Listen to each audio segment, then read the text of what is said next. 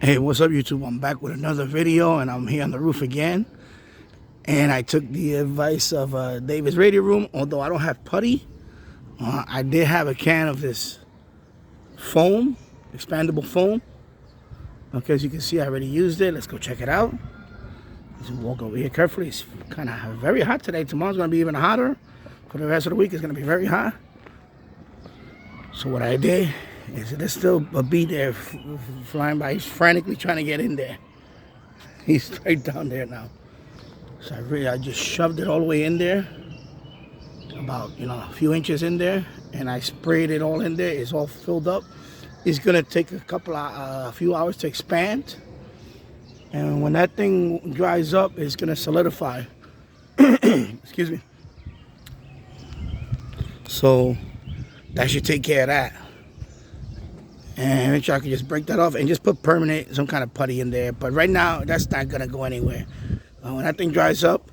So right now they're trapped inside that pole. There's no way for them to get out. So basically what's gonna happen, they're gonna starve themselves in there and they're gonna get cooked in there with the heat.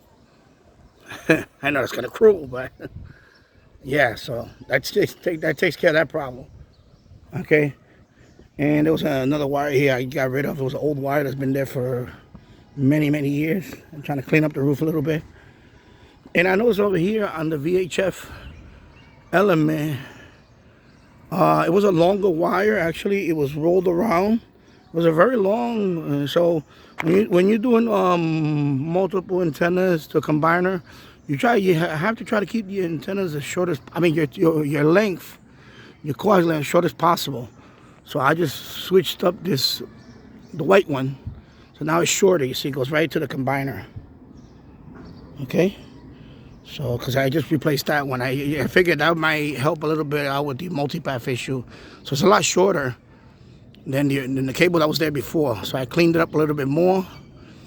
And actually, this particular Clearstream 2, I put a few more inches higher, as high as I can go. So maybe that'll help a little bit. I'm going to do a rescan and see if that helped. And this one, I moved it a couple of inches higher. So a little separation between the two. And hopefully that'll give me a couple of more channels or improve the signal on a few channels that I'm having. Okay. So you see, she's really trying to get in there. Alright, so I'm going to zoom in. You see him frantically flying around there. You see him right there. It's actually as a wasp. And you see the foam is expanding. A big piece of foam fell that was outside. He's just flying around. So I'm gonna have to wait a day or so for that thing to harden, cure, and then let's go back over here. And we're gonna look at the AliExpress Yagi. I was gonna put in that vent pipe that's out there, but it doesn't look strong. And that one right there, I'm trying to lean out without dropping the phone. So I decided to pass on that. What I'm gonna do is I am gonna bring this one up a little higher, which I can do. This is not gonna interfere, and they're not gonna interfere with each other, as long as they don't touch each other. And then I'm gonna put the Yagi, since it's very small, I'm gonna put the Yagi right there, pointing north. So as you can see, they're still hovering around there. Let me zoom in there. You can see. They look very angry. Stay away from that. That's going to cure. That's going to take a few hours to cure. And they're going to get tired of waiting. And they're going to get the hell out of Dodge. Anyway, in the meanwhile, I was thinking about putting it here actually originally. But this mount is too wide. This pole is too wide diameter for that mount that comes included with that Yagi. So I decided to, after trying a few different ways, I decided just temporarily and see what kind of results I get later on. I decided to point to southeast because if I try to point to true north, it's actually, even if I bring it up, it's going to be too close to that other one.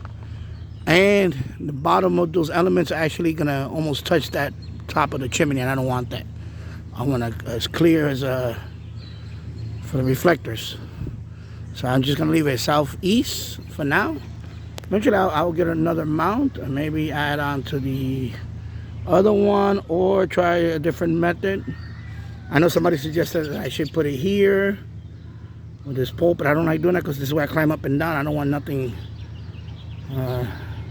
Those are critical for me to come up and down, so I don't want nothing near that. And of course I moved up the other one just a little bit, so I'm gonna leave it as is.